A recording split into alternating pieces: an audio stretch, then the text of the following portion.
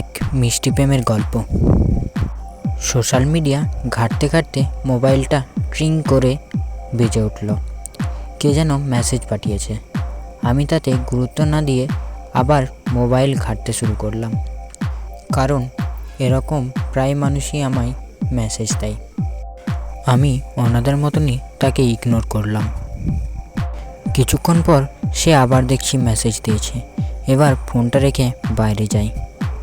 ফিরে এসেই মোবাইলের ডেটা অন করতেই একের পর এক মেসেজ আমার ফোনে ঢুকতে থাকে, প্রায় 30খানার মতো। এবার আমি চিন্তিত হয়ে তার মেসেজ চেক করলাম। তার মেসেজ চেক করতে না করতে সে আবার দেখি মেসেজ দেয়। এবার আমি বিরক্ত বোধ হয়ে তাকে ইগনোর করি, কারণ সে যথাযথ আমায় মেসেজ দিয়েই যাচ্ছে। কিছুক্ষণ পরপর সে মেসেজ দিতে থাকে।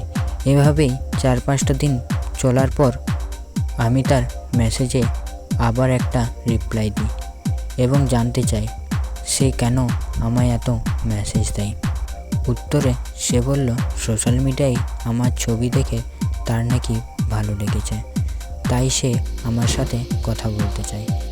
আমি ইতস্তত বোধ করে তার সাথে খানিকক্ষণ কথা বলি এবং আমি অনলাইন যেতেই কিছুক্ষণ হতে না হতে সে আবার মেসেজ দেয়। অধিকাংশ সময় সে মেসেজই দেয়। আমি তাকে প্রায় সময়ই ইগনোর করি। পরেও তার মেসেজের পরিমাণ যেন বিন্দু মাত্র কমে না। পরে আমি তার সাথে একটু একটু করে কথা বলতেও শুরু করি এবং আমাদের কথা বলার পরিমাণও যেন বাড়তেই থাকে। আমরা একে অপরকে চিনতে জানতেও শুরু করি। সে তার ভালো লাগা খারাপ লাগা আমায় বলতো এবং সে যে আমায় ভালোবাসে পছন্দ করে তাও বলে। এভাবেই দিনের পর দিন যায়। তবে আমারও তাকে ভালো লাগতে শুরু করে।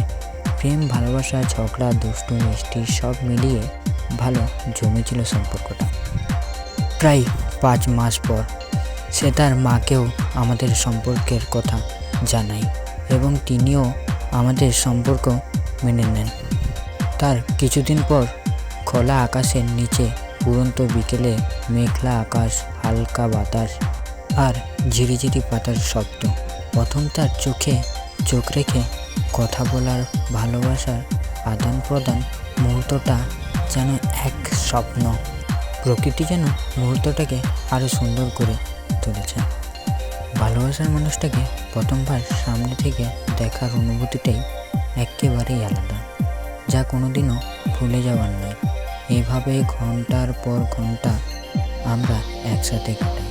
সেটা বাড়ির উদ্দেশ্যে রওনা দেয় এবং আমিও আমার। আচ্ছা, এবার বাড়ি যেতে যেতে তোমাদের কিছু কথা বলি। এই সম্পর্কে প্রথমে আমি একেবারেই রাজি ছিলাম না, কিন্তু তার সীমাহীন ভালোবাসা বেকুল হয়ে তাকে ভালোবাসতে বাধ্য হই।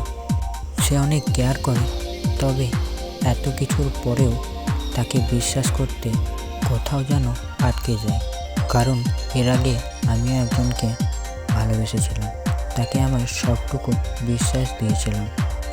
তাই দ্বিতীয়বার কাউকে বিশ্বাস করতে ভয় হয়। মনে হয় সেও যে এত ভালোবাসে তা শেষ পর্যন্ত থাকবে তো। তাই তাকে সম্পূর্ণ বিশ্বাস করতে পারি না। আর সে আমার থেকে প্রায় 7 বছরের বড়। বাড়ি এসে মোবাইল অন করতেই তার এত মেসেজ যে আমি ঠিকমতো বাড়ি পৌঁছে গেছি কি না। নানান ব্যস্ততার মধ্যেও সে আমার জন্য সময় বের করে। এভাবেই চলতে থাকে আমাদের দিনগুলো। দুষ্টু মিষ্টি প্রেম, ভালোবাসা সব মিলিয়ে আমাদের সম্পর্কের একটা বছর সম্পূর্ণ হয়। তবে আমাদের মধ্যে তেমন কোনো ঝগড়াও হয় না। আমি তাকে মাঝে মাঝে রাগিয়েও দিই, কিন্তু সে রেগে গিয়েও কোনোদিন আমার সাথে খারাপভাবে কথাও বলে না। এবং আমি তাকে মেসেজ দেওয়া বন্ধ করে দিলেও সে বন্ধ করে দেয়। দীর্ঘ 1 বছর পরও আমার প্রতি তার ভালোবাসা বিন্দুমাত্র কমে নেই। তো গল্পটা এখানেই সমাপ্ত হয়েছিল। তো বন্ধুরা, গল্পটা কেমন লাগলো? আর যদি গল্পটা ভালো লেগে থাকে তো চ্যানেলটাকে প্লিজ সাবস্ক্রাইব করে দিও।